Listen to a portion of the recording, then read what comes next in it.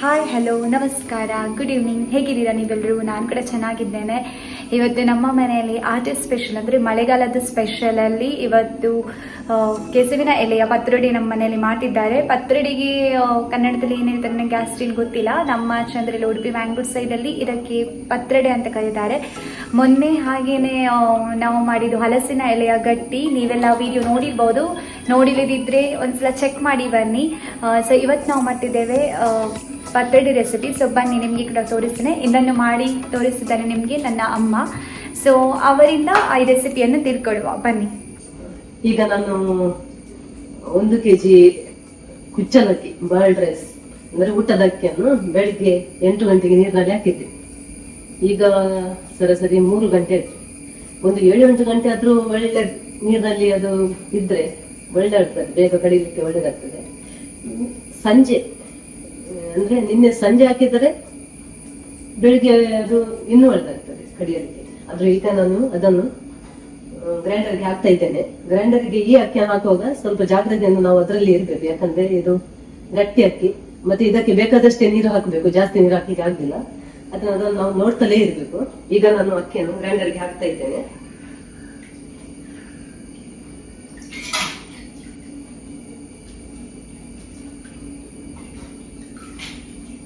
ನೀವು ಬೇಕಾದ್ರೆ ಅರ್ಧ ಕೆಜಿ 2 ಪಾವು ಅಕ್ಕಿಯನ್ನು ಹಾಕಬಹುದು, ಜನ ಕಮ್ಮಿ ಇರುವಾಗ. ನಾವು ಸ್ವಲ್ಪ ಮಾಡಿ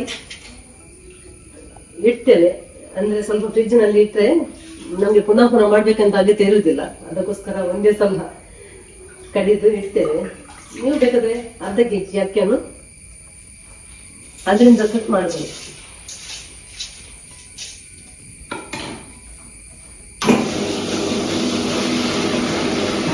ಬೇಕಾದಷ್ಟು ನೀರನ್ನು ರೆಡಿ ಮಾಡಿ, ಅಂದ್ರೆ ಅದಕ್ಕೆ ನೀರು ಜಾಸ್ತಿ ಹಾಕಿ ಸಾಕು.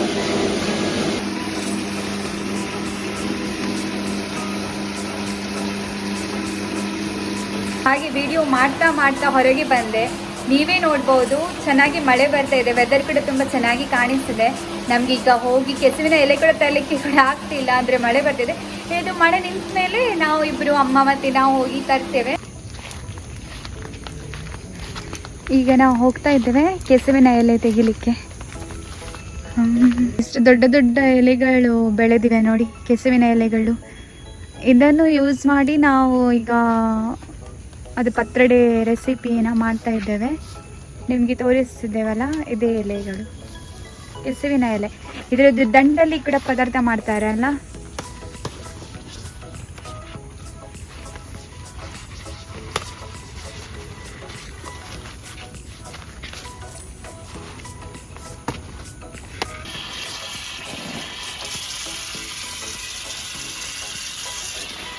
ಇದನ್ನು ಚೆನ್ನಾಗಿ ತೊಳೆದು ಆಮೇಲೆ ಇದನ್ನು ಬಳಸಬೇಕಾಗುತ್ತೆ.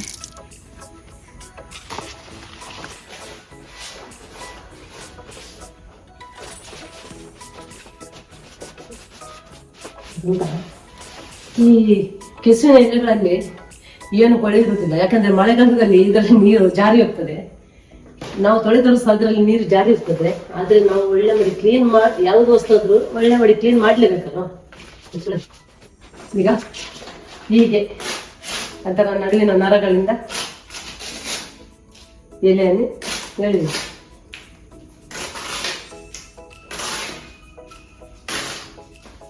ಎಲ್ಲರೂ ಇಡೀ ಹಾಕಬಹುದು, ಆದ್ರೂ ನಾವು ಇದು ಸ್ವಲ್ಪ ಜಾಸ್ತಿ ಉಷ್ಣ ಆದ್ರಿಂದ ನಾವು ಖಾಲಿ ಎಲೆಯನ್ನು ಮಾತ್ರ, ಅದರ ನರಗಳನ್ನು ಹೀಗೆ ಹಾಕುದಿಲ್ಲ, ಎಲೆಯನ್ನು ಮಾತ್ರ ನಾವು ಹಾಕ್ತೇವೆ.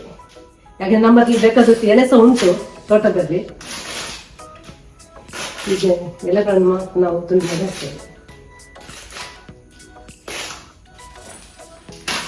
ನೋಡಿ, ಹೀಗೆ ಪೂರ ನಾವು ಸೊಪ್ಪನ್ನು ಹೀಗೆ ಕಟ್ ಮಾಡ್ತೀವಿ ನೋಡಿ ಪದಾರ್ಥಕ್ಕೆ, ಆ ತರ ಹೀಗೆ ಪೂರ ಕಟ್ ಮಾಡ್ತೀವಿ.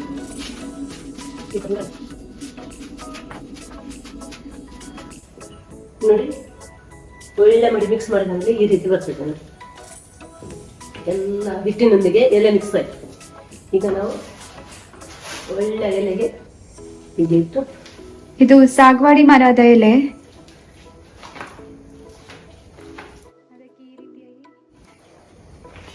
ಈ ರೀತಿ ಫೋಲ್ಡ್ ಮಾಡಿ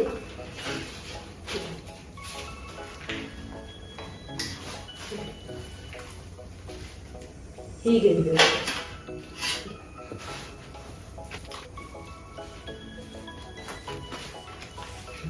ನೋಡಿ ನಾವೀಗ ಬೇಯಿಸ್ಲಿಕ್ಕೆ ಇಟ್ಟೆವು. ಒಂದು 8 ಎಲೆಯಲ್ಲಿ ಹಾಕಿ ಮಡಚಿಟ್ಟೆವು. ನಿಮಗೆ ನಾವು ತೋರಿಸಿದೆ ಹೇಗೆ ಹಾಕಿ ಮಡಚುದು ಅಂತ. ಮಡಚಿಟ್ಟೆವು. ಈಗ ಬೇಯ್ತಾ ಉಂಟು. ಮಿನಿಮಮ್ ಒಂದು ಅರ್ಧ ಮುಕ್ಕಾಲು ಗಂಟೆ ಆದರೂ ಬೇಯಬೇಕಾಗ್ತದೆ ಹೀಗೆ ಈ ರೀತಿ. ಅಂದರೆ ಯಾಕೆಂದರೆ ಇದು ಕುಚ್ಚಲಕ್ಕಿ, ಅದರಿಂದ ಬೇಗ ಬೇಯ್ದಿಲ್ಲ. ಹೌದು, ಗ್ಯಾಸ್ನಲ್ಲಿ ಮಾಡೋದಾದರೆ ಸ್ವಲ್ಪ ಪ್ರಾಬ್ಲಮ್. ಹೀಗೆ ಒಲೆಯಲ್ಲಿ ಮಾಡೋದಾದರೆ ತೊಂದರೆ ಇಲ್ಲ. ಗ್ಯಾಸ್ನಲ್ಲಿ ಮಾಡೋದಾದರೆ ಒಂದು 2 ಪಾವಕ್ಕೆ ಅಂದರೆ ಅರ್ಧ ಕೆಜಿದ್ದು ಮಾಡಿದರೆ ಓಕೆ. ಈಗ ನಾನು ಮುಚ್ಚೇನೆ, ಮುಚ್ಚಿ ಬೇಯಿಸ್ಲಿಕ್ಕೆ ನೋಡ್ಬೋದು.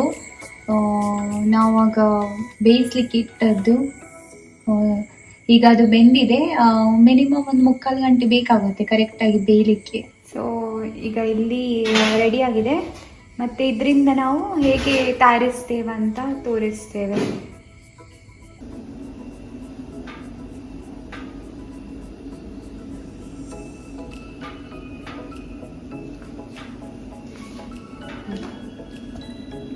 ನಿನ್ನೆ ನಾವು ಬೇಯಿಸಿಟ್ಟದ್ದು ಕಡುಬು, ಇದು ಪತ್ರೊಡೆದು, ಅದನ್ನು ನಾವು 4 ಹೀಗೆ ತುಂಡು ಮಾಡಿ ನೋಡಿ, ಹೀಗೆ ಹೋಳುಗಳು.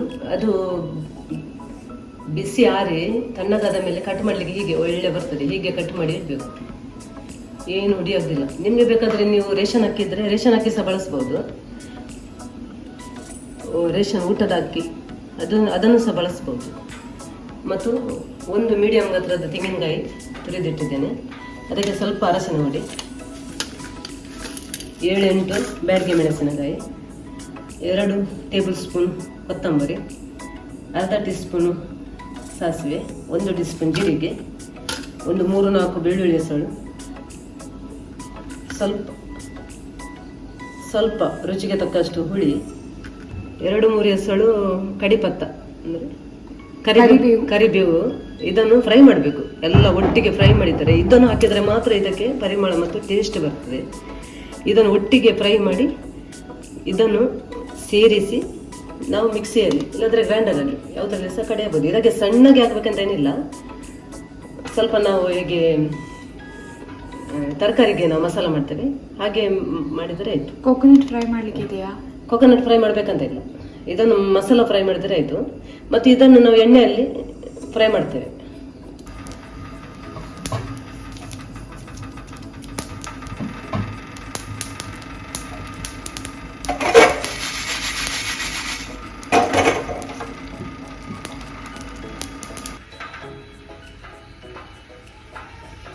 ನೋಡಿ, ಇದನ್ನು ಇಷ್ಟು ತರಕಾರಿಗೆ ಅಷ್ಟು ಕಡಿದರೆ ಸಾಕು, ಒಳ್ಳೆಯದಾಗ್ತದೆ. ಅದಕ್ಕೆ ಒಳ್ಳೆ ಮಸಾಲ ಹಿಡಿದು ಕೊಡ್ತದೆ.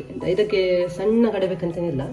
ಈಗ ಒಗ್ಗರಣೆಗೆ ಒಂದು 3-4 ಟೇಬಲ್ ಸ್ಪೂನ್ ಎಣ್ಣೆ, ತೆಂಗಿನ ಎಣ್ಣೆ. ಬೇಕಾದರೆ ತುಪ್ಪ ಸಹ ಹಾಕ್ಬೋದು, ತುಪ್ಪ ಇದ್ದವರು. ನಾವು ತುಪ್ಪ ಬಳಸೋದು ಕಮ್ಮಿ. ಮತ್ತು 1 ಸ್ಪೂನು ಸಾಸಿವೆ, 1 ಸ್ಪೂನು ಸಾಸಿವೆ ಸಿಡಿಯಲಿಕ್ಕೆ. ಒಳ್ಳೆ ಸಿಡಿದ ಮೇಲೆ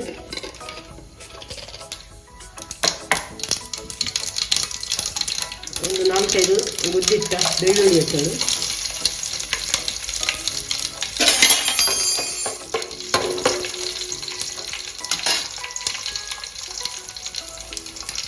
ಒಂದು 2 ಹೆಸರು ಕರಿಬೇವಿನ ಸೊಪ್ಪು.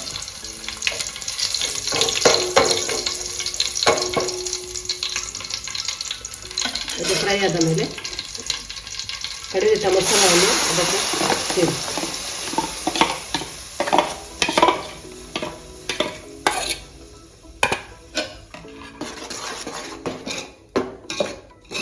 ಒಳ್ಳೆ ಮಾಡಿ ಎಣ್ಣೆಯಲ್ಲಿ ಮಿಕ್ಸ್ ಮಾಡಿ ಸ್ವಲ್ಪ ಹೊತ್ತು ಫ್ರೈ ಮಾಡಲಿಕ್ಕೆ ಬಿಡಿ. ಈಗ ಸ್ವಲ್ಪ ಹೊತ್ತು ಫ್ರೈ ಮಾಡಿದ ಮೇಲೆ ಇದು ಮಿಕ್ಸರ್ ಎಲ್ಲ ತೊಳೆದ ನೀರನ್ನು, ಸ್ವಲ್ಪ ದಪ್ಪ ನೀರನ್ನು ಅದಕ್ಕೆ ಸೇರಿಸಿ. ಜಾಸ್ತಿ ತೆಳು ಮಾಡಲಿಕ್ಕೆ ಹೋಗಬೇಡಿ, ನಾನು ತೋರಿಸ್ತೇನೆ. ಇಷ್ಟು ಮೀಡಿಯಂ ದಪ್ಪ ಅಂದರೆ ಹೋಳುಗಳನ್ನು ಹಾಕಿ ಅದಕ್ಕೆ ಸ್ವಲ್ಪ 5 ನಿಮಿಷ ನಾವು ಕುದಿ ತೆಗೆಯಬೇಕು. ಆಗ ಅದು ಇನ್ನೂ ದಪ್ಪ ಬರ್ತದೆ. ಉಪ್ಪು ಸೇರಿಸಿ, ರುಚಿಗೆ ತಕ್ಕಷ್ಟು ಉಪ್ಪು ಸೇರಿಸಿ ಕುದಿ ಬರಲಿ.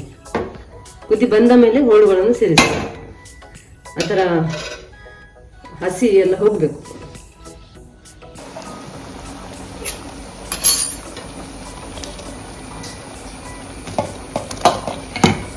ಮೀಡಿಯಂ ಬೆಂಕಿಯಲ್ಲಿ ಇಡಿ ಮತ್ತು ಇದನ್ನು ಮಿಕ್ಸ್ ಮಾಡಿ ಹಾಕಿ ಒಳ್ಳೆ ಮಾಡಿ ಮಿಕ್ಸ್ ಮಾಡಿ ಪೂರ ಬೆಂಕಿಯಲ್ಲಿ ಒಂದು 5 ನಿಮಿಷ ಬೇಯಿಸಿ.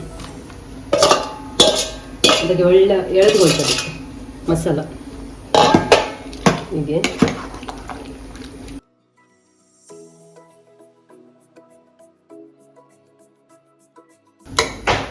ಪೂರ ಬೆಂಕಿಯಲ್ಲಿ 5 ನಿಮಿಷ